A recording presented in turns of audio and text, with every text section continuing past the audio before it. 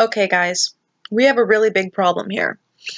Apparently, people don't understand what actually constitutes rape.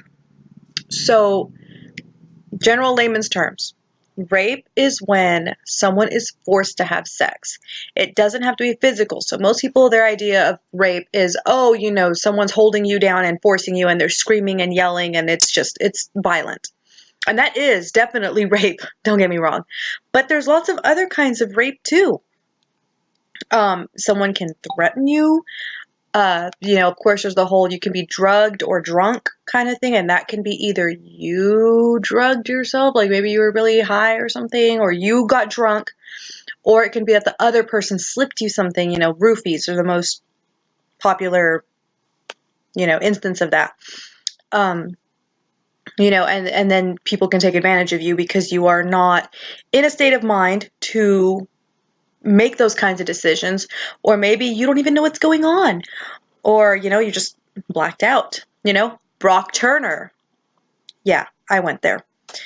Okay, so there's also blackmail. People can blackmail you into having sex, like if you don't have sex with me, I'm gonna tell this secret, or I'm gonna blackmail you.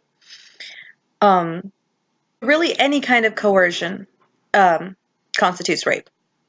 The reason I'm making this, though, is because of this post that someone uploaded, and it's causing a big stir. So it says, if a guy is really persistent in asking for sex and you eventually give in with no reasonable threat of violence or similarly severe consequences, it is not rape. If you had ample chance to say no and or leave, and you made the choice free from the expectation of the aforementioned consequences to have sex with someone, regardless of how much convincing it took, it's not rape. So what they're saying, and this is later on in that same post, I'm not reading the whole thing. It says, it's not rape without restraint, force, drugging, taking advantage of a severely impaired mental state such as drunkenness or brain damage, or threat of violence / similarly grievous retribution.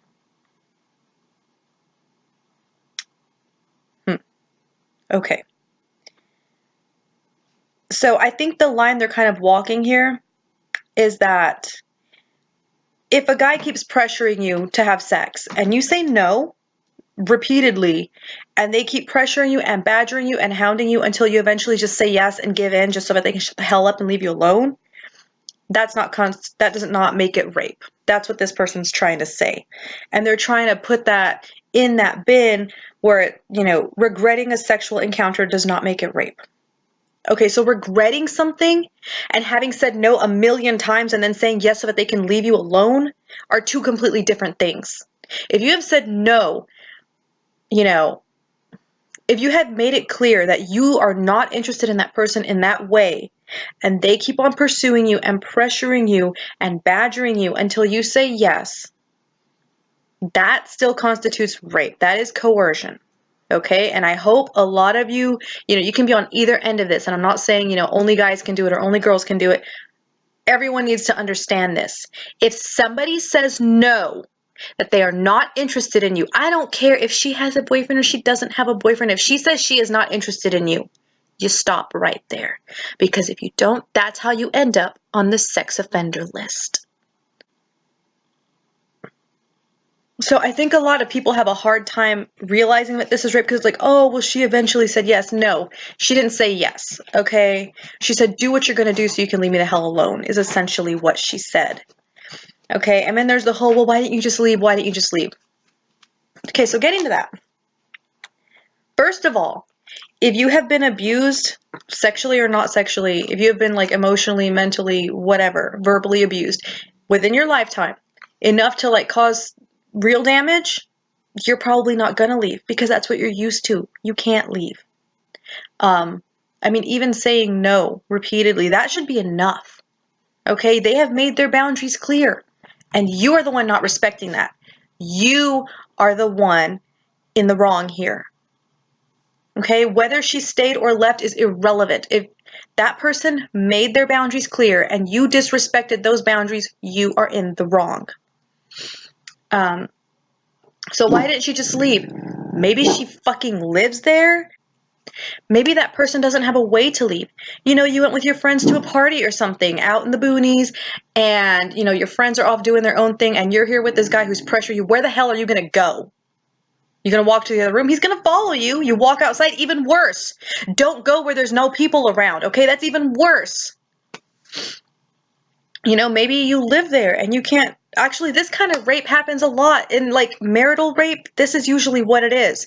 A spouse wants sex, the other, the partner does not want it. That partner cannot leave either because they don't have a vehicle, or maybe there are children in the home that person's responsible for, or, various things. That person lives there. They should not have to leave their own residence just to get someone to respect their boundaries.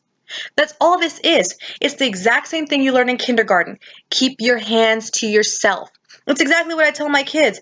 If you are doing something to someone, even if that is just calling them by a name, doesn't even have to be a mean name.